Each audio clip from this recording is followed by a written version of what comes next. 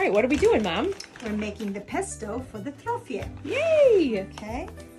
You see here all the ingredients. There's not many. There's pine nuts, extra virgin olive oil, basil, of course, garlic, and salt. And cheese, of course. What kind of cheese? Go into the cheese. This is Parmigiano Reggiano. Grana. Grana, Okay. cosiddetto grana. Nice.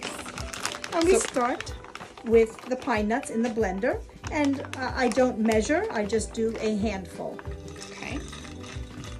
But really no more than a handful, right? No more than a handful. What I actually do, my measure is I fill up the base of the blender. Just a couple more, and I can put these aside. Okay. The next thing I do is I put in the garlic.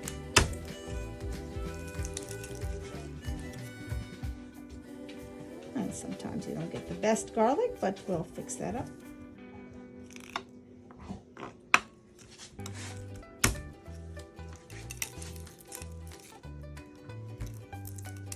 Two cloves should do it.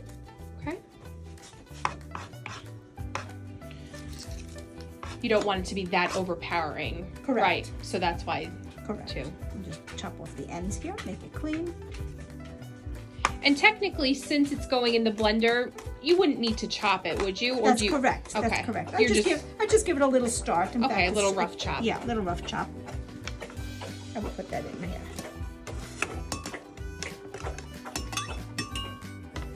Okay. And again, I base myself with the base of the blender, and I add my olive oil. Okay, so what are we looking for here? You just want to cover what you just did? Just want to cover. Okay. Okay. As you can see. Okay. And now we're going to go over to the sink to wash our basil leaves. Okay, so it's super important. I just want to interject about washing your basil leaves. I have made this mistake. My mom has made this mistake, believe it or not. And because it's obviously a plant, it comes from the ground. If you don't wash it, you can risk getting almost like a textured salt, like type of crunch, which is very, very off-putting. Very off-putting. So wash the leaves very carefully. And we're going to take the stems off. We certainly are. Here we go. Okay, so we have a colander, and we're just getting the basil out.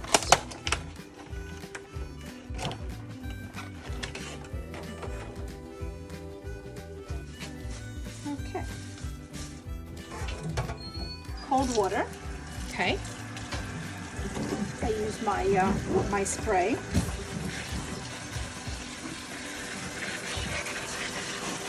To give it the first rinse. You could smell the fresh Yes, I basil. literally smell from here. No better smell. Okay.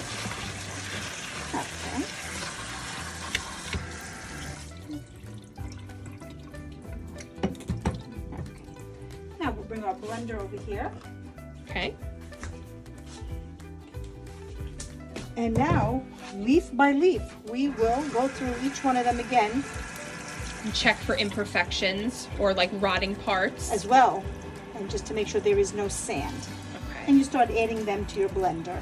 This is a lengthy process. I know it sounds like a pain in the butt, but it's just so necessary for a more creamy, right? Like, you know, Exactly. well blended pesto sauce. And sometimes you can't help it, but it's actually the smaller leaves, right, Mom, that I guess are more sweeter?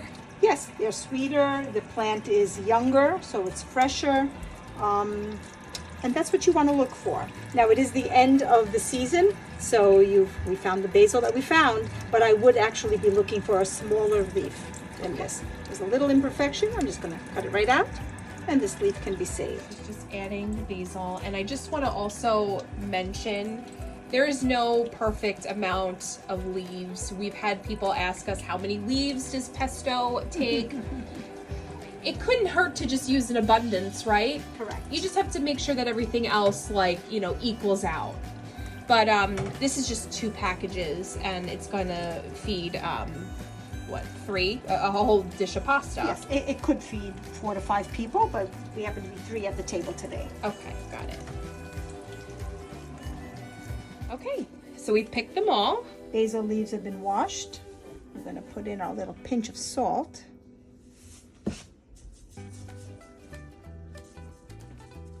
Anybody know why we put salt besides for flavor? No. It keeps the pesto green. Really? Oh, because it's a preservative. Interesting. And I just want to note that this is traditional Genovese pesto. So this is how you would make it. Obviously, there are so many others, pea pesto, spinach and walnut pesto, but this is the traditional one that you would find in northern Italy. Correct. Okay, so now we're going to place the blender onto its base. And we'll start with little short bursts. Okay. That's to break up the pine nuts. Pine nuts, the oil, the garlic. Okay.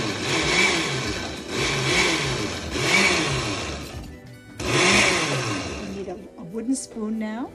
Come right over here to grab one.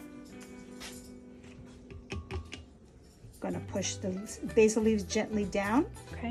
We're not packing it in. We're just gently pushing it down so it can get to the blade area. Okay. And we'll give it more short bursts. And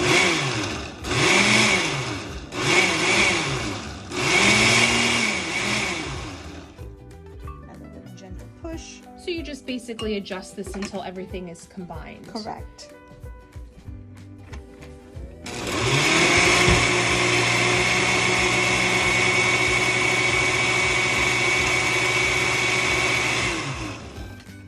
I think it's also important to note that we're not looking for this consistency where we're seeing chunks of leaves. There should be no chunks of leaves. It should be almost, it's like almost like a creamy sauce sans the cream. That's how we like it, yes. I have seen it both ways. I prefer without the chunks. Okay.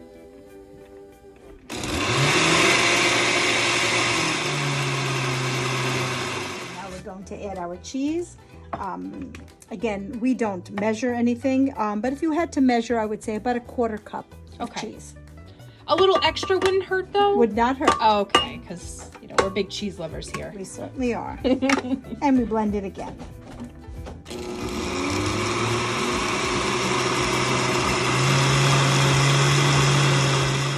So there it is. I'm just gonna show you. Oh yeah, this is finished product. I mean, it just smells incredible. I wish I could send the smell. And also, just to point out, typically traditional Genovese pesto has potatoes and string beans along with the pesto sauce and pasta.